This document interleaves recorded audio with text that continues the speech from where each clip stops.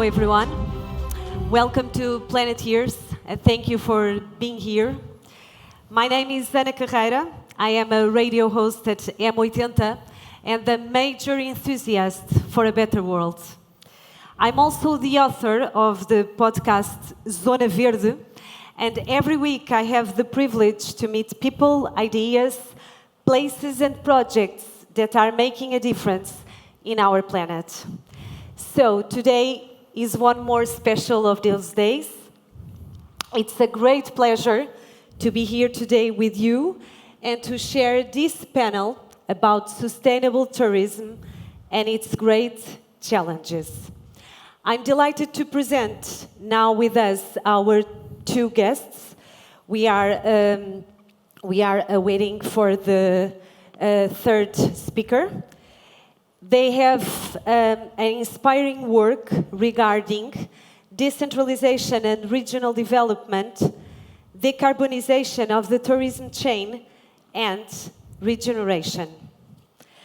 I can only hope that by the end of this conversation, we feel fully aware of the power of our choices in the moment we book our next holidays.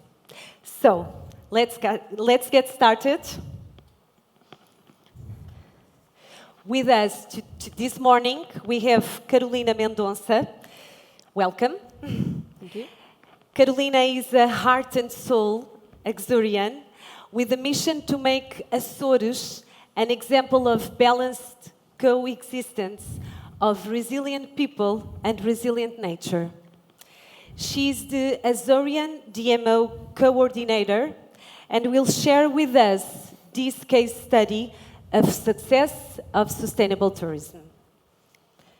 Hugo Miller is a sustainability and impact consultant in Auckland and in Irisaida too.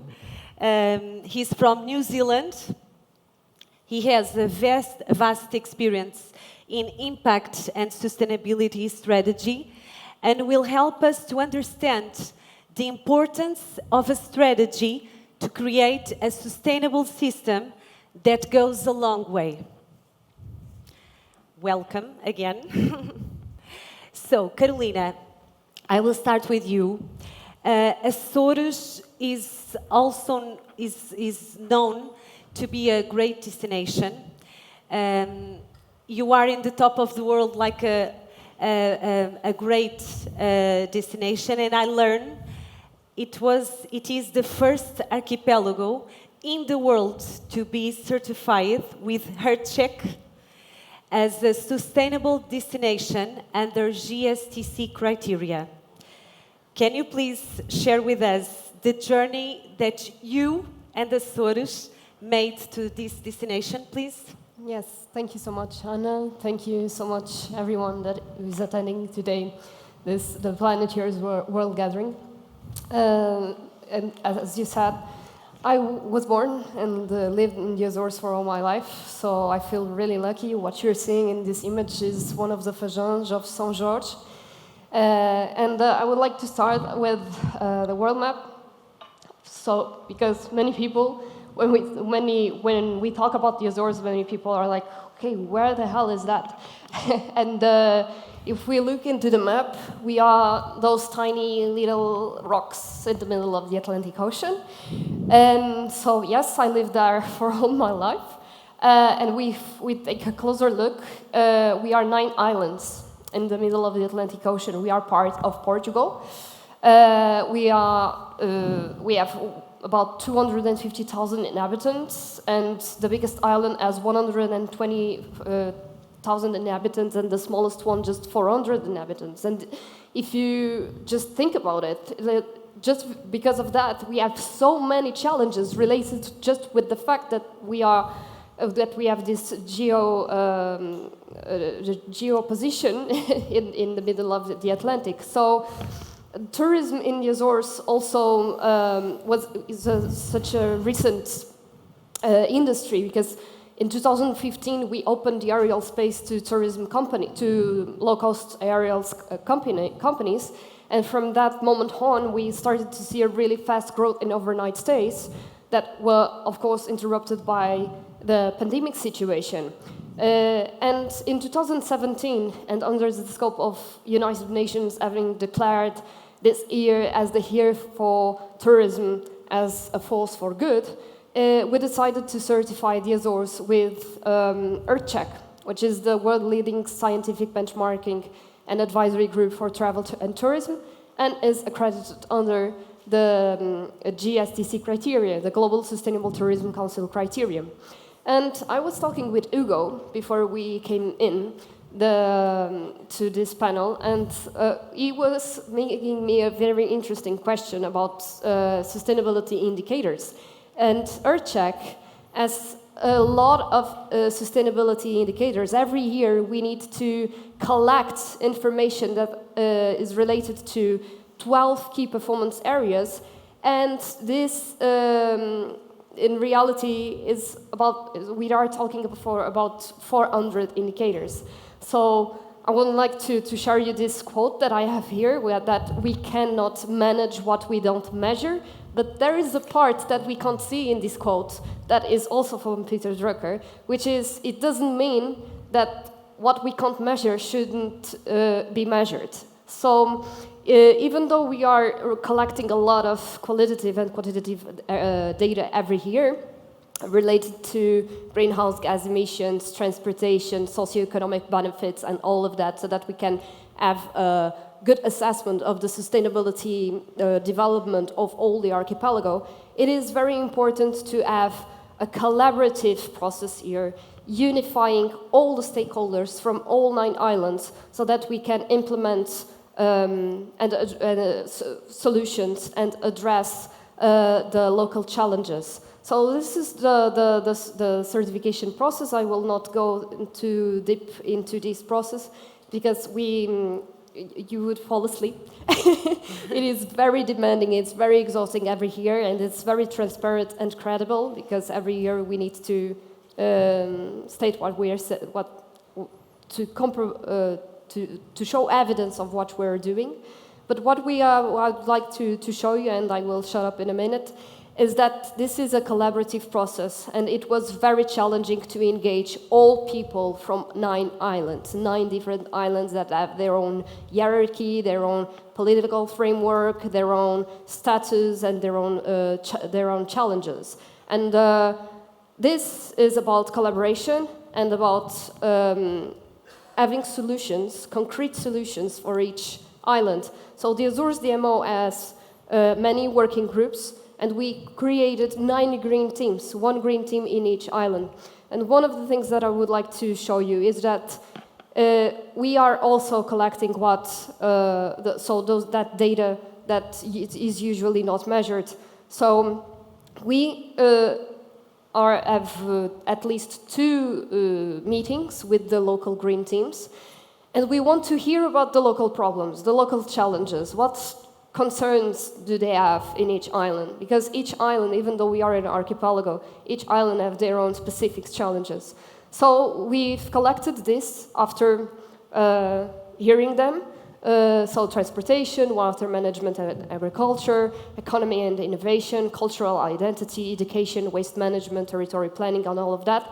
And we challenged each green team to prioritize these themes according to their awareness about what are the main challenges and concerns in their island. And in each island has their own concerns. So here we can see that, so this is the name of each island: Corvo, Faial, Flores, Graciosa, Pico, Santa Maria, São Jorge, São Miguel, Terceira. And you can see the different priorities in each island. So what we've done after is, for example, Corvo, the main priority is waste management. But in Graciosa Island, which is a small island with problems related to salinization, is water management. So what we are doing is to collect actions, goals, and commitments to promote sustainable goals to mitigate these concerns and problems in each island. So we have also created this pioneering approach towards the achievement of the Sustainable Development Goals, in which we are giving these first steps in capacitation of local companies to ESG reporting. It's a voluntary membership forum where each entity subscribes with verifiable and objective commitments. And nowadays, this project has started in 2017, and now we have more than 200 subscribing entities that are actively contributing to the implementation of the Sustainable Development Goals in each island. So this is what I wanted to bring to you. So thank you so much, and let's continue this discussion. Thank you, Carolina. It is amazing how everyone works together to make these 9 islands that paradise. Thank you. So congratulations. What a great, it's incredible. I'm a big fan of Açores, so it's incredible and amazing how can this is a good example of sustainable tourism. Everybody works in the same direction. So, thank you. Incredible. Hugo, I believe this is a long-lasting example, Açores, but sometimes, and unfortunately, not all tourism destinations have this approach. And sometimes they face with the need to reset and rethink their way. This was the case that happened at your recent work in Queenstown Lakes District in New Zealand, a place of adventure tourism. I think it must be a beautiful, a beautiful place. Can you share with us your experience on the development of a strategy to regenerate a beautiful place that unfortunately is not so well preserved like Açores? Certainly, and thank you so much. Thanks for having me. I'm assuming this picture, well, I can just see people in the crowd, but put your hand up if this is broadly familiar, this place in Queenstown in the bottom of the world. No one's been there, what a shame. Nevertheless, Queenstown is, as Anna describes, an adventure tourism capital of New Zealand, which is surrounded by beautiful lakes and mountains and has skydiving and bungee jumping and jet boat rafting and all of these brilliant things, and not to mention it's a gateway to many of the beautiful national parks with significant biodiverse regions and so on. But when we think about typical tourism destinations, and maybe I'll ask you guys on the panels, what is a classic symptom or affliction that a tourism destination might suffer from? What happens when we have a lot of tourism all concentrated in one area? Just give me one example of a... Crowded. Crowded? Crowded, yep. Yeah. Yes, and the local community will start to complain a lot. Frustration, yes. Yep. Pollution. Pollution. I mean, of course, there's always significant benefits associated with it as well. But as you mentioned, these things like congestion, frustration, rising house prices can be quite a significant issue. The inability of the people who work, particularly in lower skilled jobs, to service the visitor economy become pushed to the margins of these places. And Queenstown and the surrounding area is exactly the same. It's suffering from these exact same issues. So we can kind of sum this up as tourism in this place is starting to lose its social license, which is a term I suspect we're probably familiar with. And the New Zealand government knew about this. They said, right, the Chief Scientific Commissioner for the government wrote a piece that said we need to address this issue of losing social license. So what do we do? And it's quite similar to what you've just seen from your presentation, Catalina, around the destination management planning. So the government said to all districts, go out, make these plans and see if we can address some of these systemic issues. So me and the team at Proxima, a consultancy out in New Zealand, facilitated that process of developing the destination management plan. And we worked with, so if you're welcome to come to New Zealand and join the destination management organisation there, we could do with your experience, but worked with teams like yourselves on the ground who represented the tourism operators in these areas. And when we start thinking about issues like threatened biodiversity or climate risks and impacts, from inequality to pollution to congestion, the term that comes to mind is complexity, and that they're notoriously difficult to try and isolate and deal with in a kind of linear, mechanistic or reductionist fashion. It doesn't typically work, and that can be an issue, as we mentioned earlier, with indicators.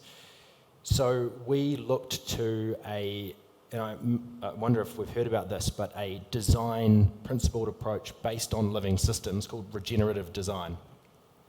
And the main thing that acknowledges is we need to address the whole rather than the constituent parts and figure out how to pull the levers within a functioning system. Yeah. It's a kind of an holistic way, isn't it? It's holistic management, exactly. And that takes you've got to eat a bit of humble pie and acknowledge that, if you know the phrase, and acknowledge that we don't know the answers here. Yeah. We don't necessarily have, yes, lack of good tourism data is an issue that leads to policy levers, but we don't necessarily have all the solutions. So let's understand the system, focus on the place, and try and set in motion a new way of thinking about tourism. So that brings me to the point, well, what was our kind of prime mandate? What were we there to do? Well, the main thing is to get the whole community within this area to think about what the purpose of tourism, the purpose of the visitor economy could be for them. So, I have it here. We asked one very simple question to all of the different stakeholders throughout the district. How can tourism and visitor activities, skip slides. How do I go back from this? It's full of impact. Okay. Hang on, I'll just go back to the top. There we go. How can tourism and visitor activities be in service of and add value to the district, its living ecosystems and communities in a way that also delivers appropriate and sufficient economic benefits? Tough question. Complex one. Very tough. But another way we can frame this is to say, if tourism didn't yet exist in this destination, wasn't a thing, and we were going to create it, why? What would be its purpose? So this type of paradigm shift to understand the potential for the tourism system to contribute to the ecosystem resilience, the cultural heritage of the place, and the overall economic benefits that derive from visitor activities. This can be rethought when we ask these types of questions.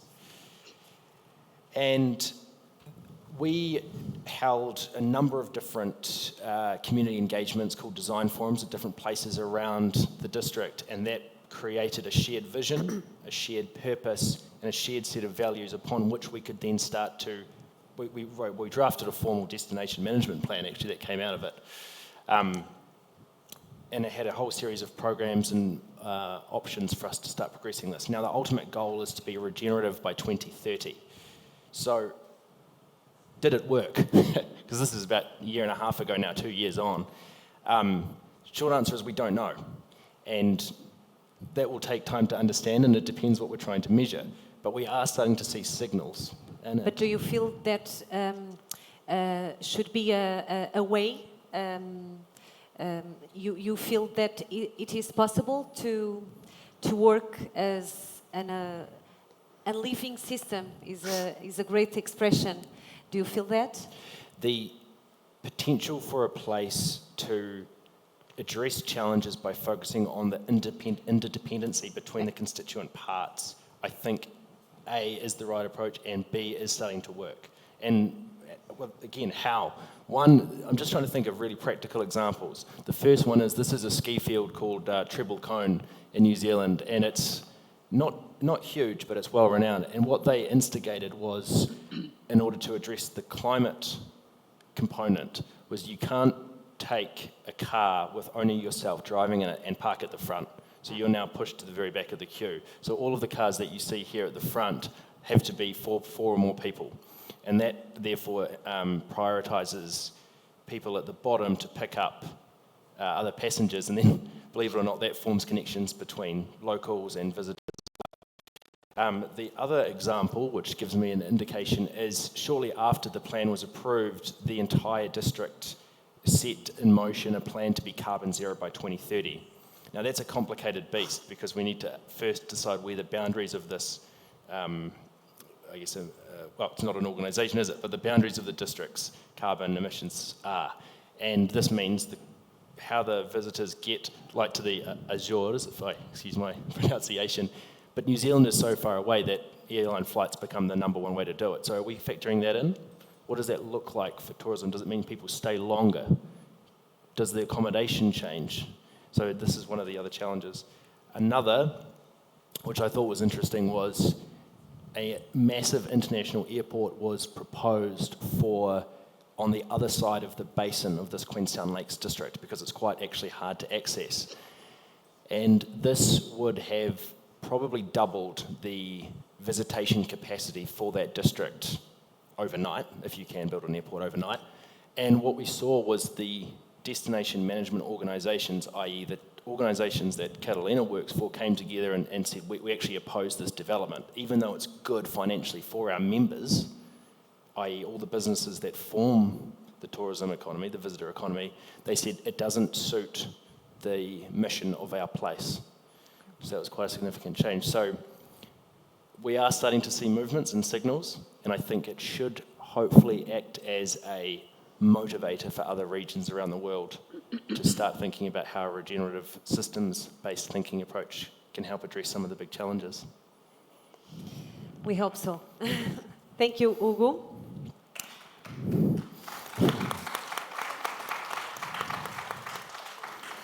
Hello, hello. With us from Paris, we have Holly Niemela. Thank you, Holly. Welcome. Holly chose Trás-os-Montes, Vila Nova de Aguiar, to build an eco-resort, a sustainable and regenerative wilderness sanctuary, a place to breathe, to reconstruct, to surrender, to raise awareness. So, welcome to Niemela 610. Could you please make us a tour on your special place, Holly? Well, the tour is going to be actually an inner tour. First of all, does everybody hear me okay? Yeah. Yes. Okay, perfect. You are. Great. I think I'm going to start by just proposing a recording in progress. I'm going to just propose a little quote from Rumi that I often come back to, especially on this Niemela 610 project that started in 2015. So the quote is, "Would you become a pilgrim on the road of love? The first condition is that you make yourself humble as dust and ashes." So this has been a quotation as we've built this project in Vila Puca da Gaia region, in northern region. It's about 2 hours from where you are today. In a very rustic, in a very, the north of Portugal. Not a lot of people go there. We chose this area because we felt that it was wild still. And the people that we met there it reminded me of life in the 70s. And I don't mean that they're backwards. They're actually 30 years ahead of us because they are, for me, the local people that we have integrated with are already in the future. Good neighbors. They're already living what we need to go to again. So Niemela 610 is an off-the-grid retreat sanctuary, as you said. I would say that developing this very difficult project, it was a project supported by the PT 2020 and the North of Portugal tourism boards. We faced many obstacles. First of all, rebuilding and revitalizing a wilderness location that's right on a river with 2 stone mills that are were in complete ruins, and about 8 other stone dwellings that were also in ruins. We, in 2015, visited this site and felt that we just felt called to this place. I've been a yoga and meditation teacher for over 35 years in the wellness industry, teaching retreats around the world for this time, basically living from Paris. I'm American, of Finnish origin. My husband is French. And we chose Portugal. It just kind of fell on us, in fact. And when we visited this place, we felt, as I said, a calling, and that we were searching for a place to help people become more aware, because we feel deeply that sustainability and regenerative aspects of life in general start with ourselves. So I think that the whole role of Tinella 610 is to receive 14 people at a time for a 5 to 6 day retreat. Everything that is built into, from getting your water, there's no running water in your cabin. There's a beautiful sink. You go to the well and you take your pitcher and you get some water and you bring it in. There's a Japanese style bathhouse. There's everything is, we're off the grid. We have our own solar panels, our thermal water panels, a fantastic wood pellet heat system. It's all a tourism in a very, very small wilderness setting of about a hectare and a half, where people can come and feel connected to nature. Connected to nature is maybe the best way, I think, to connect to yourself. And this whole idea of connecting to yourself is also what we call the inner sustainability goals. And what we try to, let's say, weave into our magical place here at Tinella 610 is how do we become, what is our relationship to ourself? What are we thinking? How are we thinking? What are our cognitive skills? How do we care for others? How do we relate to others in the outside world? And how do we collaborate with each other to finally say, how do we act to enable change in the world? So these 5, basic inner development goals, inner sustainable goals, are about teaching first self-awareness. And that is what, from all different kinds of retreats, all different kinds of experience that we're going to offer at Tinella 610, from music, art, cooking, yoga, qigong, everything is about how to live better, sleep better, move better, nourish ourselves better, connect to each other better. Because for us, the sustainability really starts with oneself. That's the. I'm wondering. Sorry, Ollie. Sorry. I'm just going to see if I can share my screen. I have a picture here. Yeah. But I think I can share my screen and maybe show something from another. Let's see if it's going to work. Yeah, please. Or not.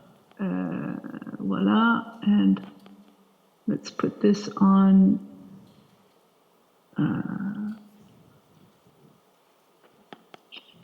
Okay, that. Do you see that? That was my first. Do you see that? The quote? Not yet. And now Not yet. Okay. Okay. No, it's not working. I asked to let me go back then. I don't think it's going to work, unfortunately. I think everyone should see your sanctuary because it's so beautiful. Thank you. I think what's going to happen is look at it. Hold on. Let's see if you can get it here. Oh, I have to shift to go to multiple windows, so it's being a little bit. Hold on just a second. Okay. And let's see if I can go to this window now. Okay. Do you got it? Yes. So beautiful. Yes. Okay, so let's see if I can just keep it here and go to the next screen. And I just want you to see this picture. This is incredible river, the Niemela River, that we are named after. The 610 comes from the altitude of the river, and when the architect first did the measurements of the place, and it started with the measurement of the river, the altitude of 610 is actually, I realize, is a Fibonacci number. And this Fibonacci sequence is something that is built into nature. How snails are figured, how pine cones develop, how sunflowers develop. And so we've built this idea of the golden ratio, which is a part of the Fibonacci sequence, into how we built this place as well. I'm just going to stop sharing now because that's I think the best picture I have to show you today. So Niemela 610, if you just check us out, you'll see what an amazing nature lodge to come to be alone, to be with others, moments of being alone, moments of being with others, moments of sharing and, swimming in a very clean river, hiking through the rocks. We have a wildlife, an abundant wildlife here as well. And so I think that for me, the crown of my 35-year career in wellness and helping individuals raise their own awareness is this Niemela 610. So I invite you to come and see what we can offer for you. Thank you so much, Holly. I just have one question. Do Yes. you remember the moment that you had found this secret place? And do you remember? Okay, I have to do this here in this specific place. Why? Okay. Very quickly, one day my husband said, we have to go look in Portugal. Okay. Because we had been looking for land all around Europe and even in India, where I had spent a number of years in training of my yogic training. And so I just got to my computer, I went land to buy in Portugal, and in 20 minutes, I found this place. I called the guy on the phone and I said, listen, I'm going to come in a couple of weeks because this place looks fantastic.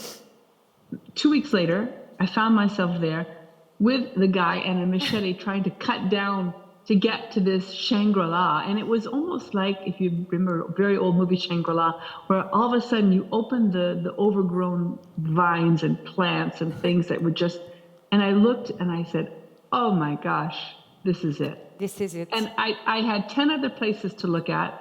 I never went to the other places. I bought it in that day. I mean, I signed, sealed and delivered.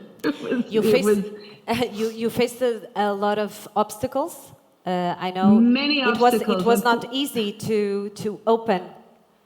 No, like, as I refer to my first quotation, we have to become humble, very humble. And we had not only the problems of first, we had a personal family problem with one of our children who's gravely ill, is fighting a very tough battle with cancer. And then we had, which we still are doing, and then we had COVID. So in the middle of building, we had to stop everything. Then we had the Ukraine war, where we had come back and we're trying to rebuild, but the prices had gone up from 10 to 20 to 30%. And then finally, we're ready to open in July 2022, and there was a wildfire. Yeah. So the wildfire it is very interesting because it burnt about 100,000 euros of damage, just our technical building and our solar panels. But the majority of the structures, the fire went around. And it's quite amazing to see a line of fire stopping 1 meter away from the houses, and that it went underneath the wooden platforms, that it was all around, and it didn't burn. And the houses are all made out of wood. So we feel that this is a special thing, a special place, protected, and for a reason. So we feel even actually today more inclined that we really have something to do in this place, and that we are just guardians of this land, and that, future generations will be able to come here as well and participate and learn about living in the wild, living in the wild, and which is what is our goal of the wilderness inside ourselves, the wilderness outside of ourselves, and how do we bring the two together to feel that nature is there for us as a reflection of us, that we don't have to fight nature in our own inner nature as well. That might sound crazy, but anyway. This is a fantastic place. I hope to see you there, Anna. Please come. Yes, we should go, and congratulations for your resilience and for this beautiful paradise. We feel very proud to be. I feel very proud to have this unique spot in my country. Thank you so much. Thank you so much. Thank you very much. Thank you. I have one question. Yes, please. We talked about regeneration Yeah. already. We talked about decentralization and the empowerment of local communities. And as we are neighbors, not in geography, but we are both islands in the middle of nowhere. You're a big island. And we are talking about decarbonization as well. And one of the major tips about sustainable tourism is don't fly. And I wouldn't ask you to come to swim to the Azores, so how are you dealing with that? Because that's a major challenge for us as well. Yeah. There's no getting around the fact that we cannot fly as much. I think we just have to face that reality. But that doesn't mean you can't benefit from the experiences that destinations have. It's just how you do it. So to my mind, and this is far too reductive, but a simple answer is travel less and travel for longer and do it better. So when you travel, maybe I'm not going to, if I am so fortunate enough to be able to go to the Azores or to Queenstown in 1 year, maybe I'll spread that out over 10 years. And I think that's just the reality of this gravity of the problem.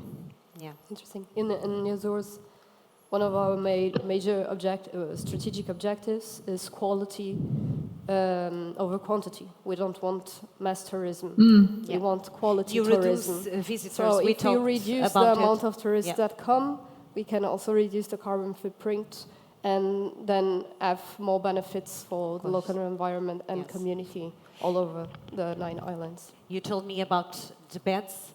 If you don't have so many beds, it's not possible to have so many tourists. Exactly. It's not possible. So it's great to sometimes we have to push back, isn't it? Yes, yes. So how many guests do you have there, Holly, the maximum? 14. 14 guests? Yeah. Okay. Yeah. Okay. Yeah. Since you... It's small, but it will start that way. I mean, But we it- want to be really intimate and have private experiences, private times, and not at all a mass tourism, obviously. Yeah, of course. Do you mind if I ask make another point about Yeah. that? There's an issue when we say limiting numbers creates problems, because for places like the Azores or Queenstown, you have to be relatively privileged to be able to go there in the first place, particularly when you're coming from the other side of the world. So how do we deal with equality issues and the ability to enjoy one's own neck of the woods, one's own home? And we wanted to move away in this particular work from language matters. When we say tourism, we give ourselves an impression of visitors coming from somewhere else to the place. When we refer to it as a visitor economy, we start to pay attention to the fact that people in our own country want to be here too. Yeah. And that goes to a point about mentioning COVID before.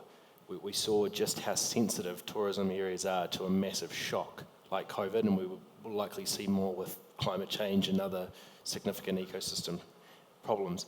How can you build resilience to those as a destination? And you thinking about the place in terms of a visitor economy where you have your neighbouring region being visitors to the place, or your own people who call themselves locals feeling like they're visitors in their own place as well. It's rethinking that paradigm. I think can be quite important. Yeah. That reminds me of the shift of definition of a DMO. Before, we used to talk about DMOs as destination marketing organizations. Yes. to sell tourism. People wanted more. And now we shift to destination management organization, which is basically what we are doing in the destinations we manage. And it's about people, local people. If we don't have a sustainable region, I'm working for the sustainability of the Azores, not the sustainability of tourism. Yeah. Because if the region is sustainable itself, and one thing that we must keep in mind, there are no 100% sustainable destinations. This is an ongoing process. Even though we have achieved this standard, this certification label, it doesn't mean that we are 100% sustainable. It means that we are in this ongoing process of identifying challenges that we need to mitigate. But this takes time. Sustainability takes time. And I think it's exactly that. I think it's about promoting, most of all, benefits for the local people, the local population. And if the region is itself sustainable, then we will have a more sustainable tourism. Because to be sustainable, it's not about the environment, it's about local people, it's about the authenticity of traditions, of the local economy, of all of that. So if you promote all of that, it will bring also benefits for tourism, and tourism itself will become more sustainable. I don't know if that's the case in Queenstown.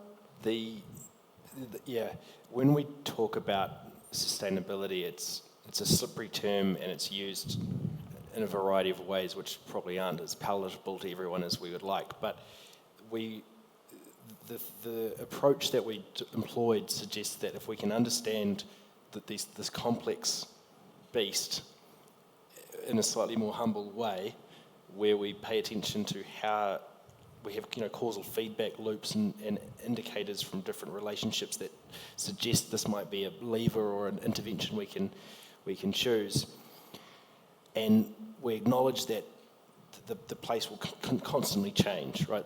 The values that are upheld by an area in one time will shift, but they'll also be focused permanently in the geography of the place.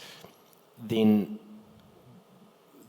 the process of ongoing regeneration, of constantly developing, responding, and adjusting is what leads to a sustainable outcome. So sustainability is kind of the byproduct of a regenerative style of thinking. If that answers your question, I couldn't be sure. It's a fragile balance, isn't it? Yes, absolutely. You talked about the resilience of Azorian people. Yes. I found it very interesting because it's not easy to live there sometimes, isn't it? Sometimes, yes, mainly during winter time. Yeah. Now it's getting better. I think, don't take me wrong, but I think we are actually benefiting from climate change. Not in that sense. It's just in the sense that we have not so many. It's becoming warmer, but in the other side, still, it's because we have more climate events during winter time. And yes, that made Azorian people very resilient throughout the years, because we needed to adapt. So, for instance, in Pico Island, we have lots of vineyards and vineyard cultures, and many times it's all devastated by weather conditions. Mm-hmm. So we need to think, okay. How are we going to address this? We need to move fast. We need to collaborate. And in these times of scarcity as well is when we see people getting together most and collaborating most to tackle these challenges. And projects like Holy are projects that elevate the sustainability of the region as well, because we are only working as facilitators for good.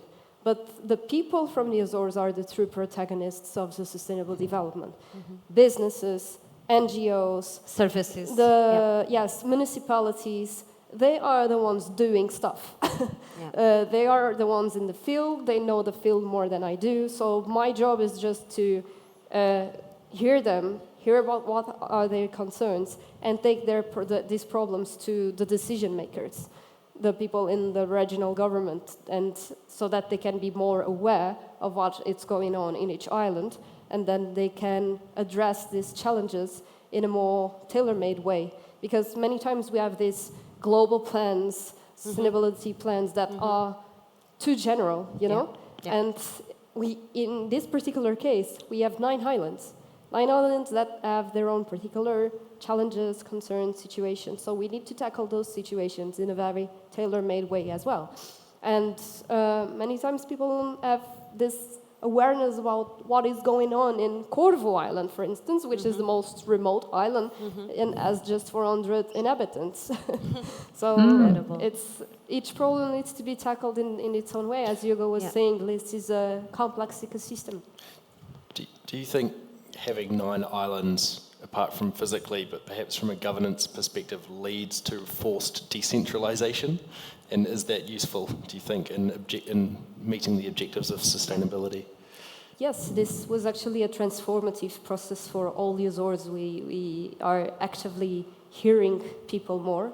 That's why we created a green team in each island. Yeah. And it empowers local people and people from each island to drive positive change in their places.